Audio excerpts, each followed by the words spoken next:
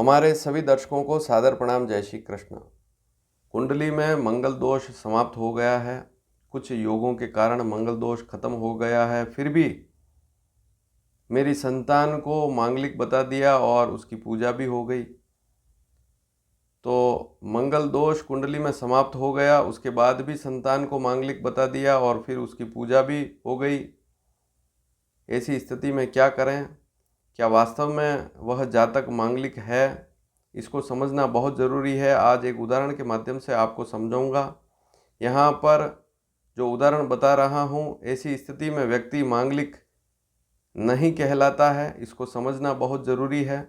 हो सकता है आपकी कुंडली में भी मंगल ऐसी ही स्थिति में हो या अन्य किसी स्थिति में हो, लेकिन मंगल दोष का पूर्ण रूप से परिहार हो रहा है, लेकिन आप उसे समझ नहीं पा रहे हैं।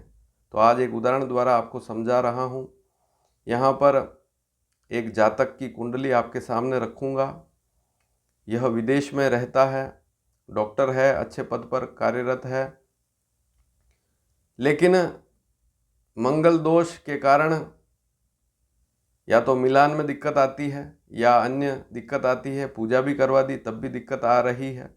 आप टाइम नोट करिए और यहाँ पर कुंडली एक देखिए। इसका टाइम है 15 मार्च 1995, शाम को 5 बजे का जन्म है, मुंबई का जन्म है। और आप यहाँ पर एक सिंह लग्न की कुंडली देख रहे हैं। 5 नंबर से बनने वाली सिंह लग्न की कुंडली। अब इस कुंडली में आप देखेंगे कि मंगल 12वें भाव में बैठा हुआ है। आप ध्यान से देखिए। लग्न, चतुर्थ, सप्तम, अष्टम और 12वें भाव, इन 5 भावों में कहीं एक स्थान पर मंगल हो तो जातक मांगलिक कहलाता है। लेकिन अब यहाँ पर भी इसे मांगलिक मान लिया गया। क्या वास्तव में यह मांगलिक है? क्योंकि मेरे हिसाब से तो यह मांगलिक नहीं है, क्योंकि यह बात ज्योतिष शास्त्र में लिखी हुई है। तो यह जातक वास्तव में मांगलिक नहीं है, इसे मांगलिक बता दिया गया। और स्वयं माता पिता भी अपनी संतान को मांगलिक मान लेते हैं। वे किताबों में या अन्य किसी चैनल के माध्यम से या ज्योतिष के नियमों को, कुछ नियमों को पढ़कर अपनी संतान को मांगलिक मान लेते हैं। और जब आगे रिज्यूम भेजते हैं, कहीं मिलान के लिए बेटे की या बेटी की डिटेल भेजते हैं, वहाँ पर भी मांगलिक लिख देते हैं। तो यहाँ आपके सामने जो कुंडली है, जैसा कि मैंने बताया कि लग्न में पहले भाव में, चौथे भाव में, 7वें भाव में, 8वें भाव में, 12वें भाव में मंगल है, तो सामान्य तौर से व्यक्ति को मांगलिक कहा जाता है। फिर मंगल की पूजा भी कराई जाती है। लेकिन क्या यह कुंडली जो आपके सामने अभी दिखाई दे रही है, यह मांगलिक है? ज्योतिष के नियम से देखें तो यहाँ पर मंगल इस कुंडली में 12वें भाव में कर्क राशि पर स्थित है। और यह मंगल जो है 19 डिग्री का है, 19 अंश 54 कला का है, 54 कला। तो इसको नीच का भी मानते हैं। मंगल नीच का है तो बहुत अशुभ होता है, ऐसा भी हम मानते हैं। तो क्या वास्तव में यह मंगल मांगलिक दोष वाला है? मंगल दोष वाली स्थिति यहाँ पर बन रही है? बिल्कुल नहीं बन रही है। उसका कारण क्या है? 3-4 कारण हैं। एक तो मंगल नीच राशि पर है। ज्योतिष शास्त्र का नियम है कि मंगल यदि कर्क राशि पर हो तो ऐसी स्थिति में वह मांगलिक नहीं कहलाता है। यह बात लिखी हुई है ज्योतिष शास्त्र की, मिलान से संबंधित किसी भी पुस्तक में आप पढ़ सकते हैं। दूसरी स्थिति, इस कुंडली में मंगल वक्री भी है। तो इसके भी अनेक सूत्र ज्योतिष शास्त्र में लिखे गए हैं कि मंगल यदि वक्री हो तो वह मंगल मांगलिक की श्रेणी में नहीं आता है। इस कारण से भी यह मांगलिक नहीं है। तीसरी और प्रमुख स्थिति, गुरु की मंगल पर पूर्ण दृष्टि है। यहाँ पर आप देखेंगे गुरु चौथे भाव में स्थित है, जहाँ पर 8 का अंक लिखा हुआ है। यह कुंडली का चौथा भाव कहलाता है।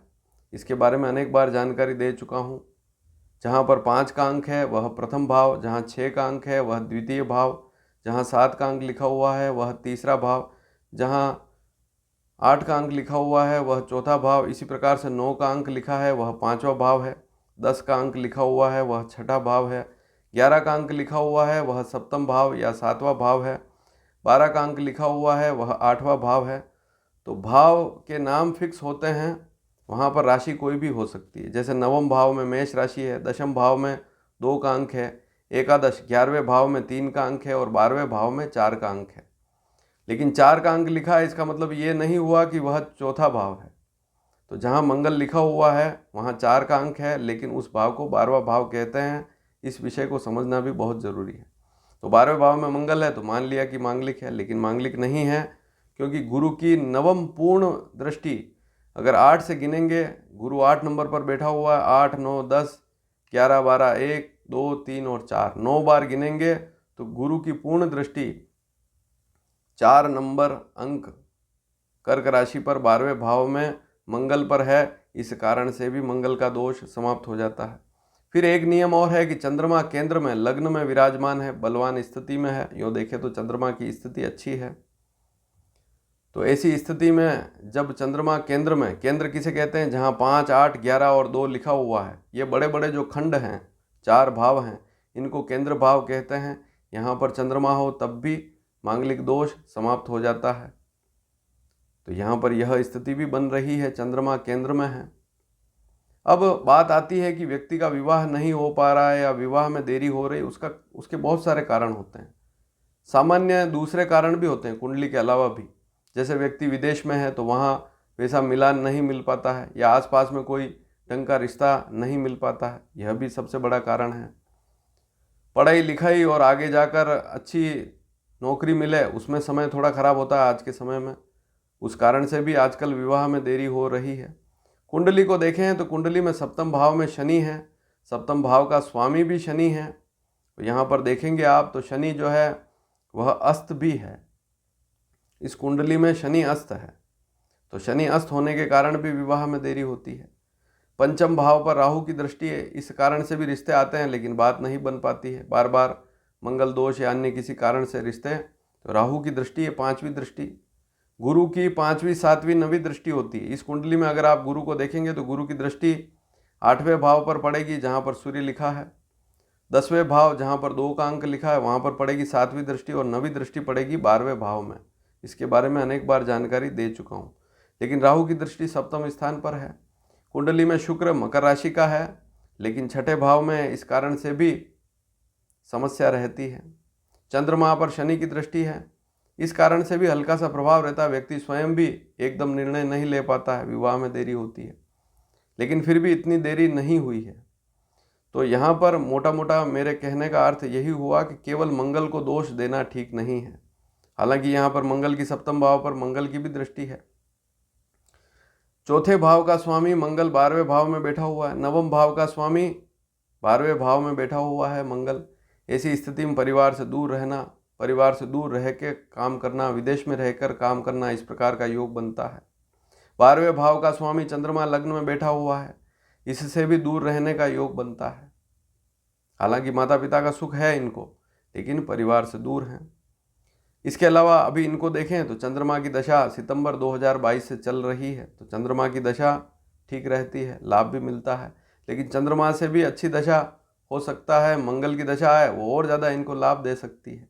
मंगल 12वें भाव में है, लेकिन मंगल इससे भी ज़्यादा लाभ इनको मिल सकता है। अगर इनकी नवमांश कुंडली देखेंगे तो वहाँ मंगल 4 नंबर पर नहीं बल्कि 9 नंबर पर बैठा हुआ है। तो नवमांश से हमें यह भी पता लगेगा कि वह ग्रह लग्न में तो कर्क राशि पर है, लेकिन वास्तव में नवमांश में किस राशि पर है। तो नवमांश में देखेंगे तो मंगल धनु राशि पर है, मित्र गुरु की राशि पर चला गया। इस कारण से भी मंगल के जो रिजल्ट नीच के आने चाहिए वे उतने नहीं आते हैं, मंगल का दुष्प्रभाव वहाँ पर नहीं रहता है। 12वें भाव में मंगल है तो वैसे भी शास्त्रकारों ने कहा है कि 12वें भाव का मंगल उतना बुरा नहीं होता है।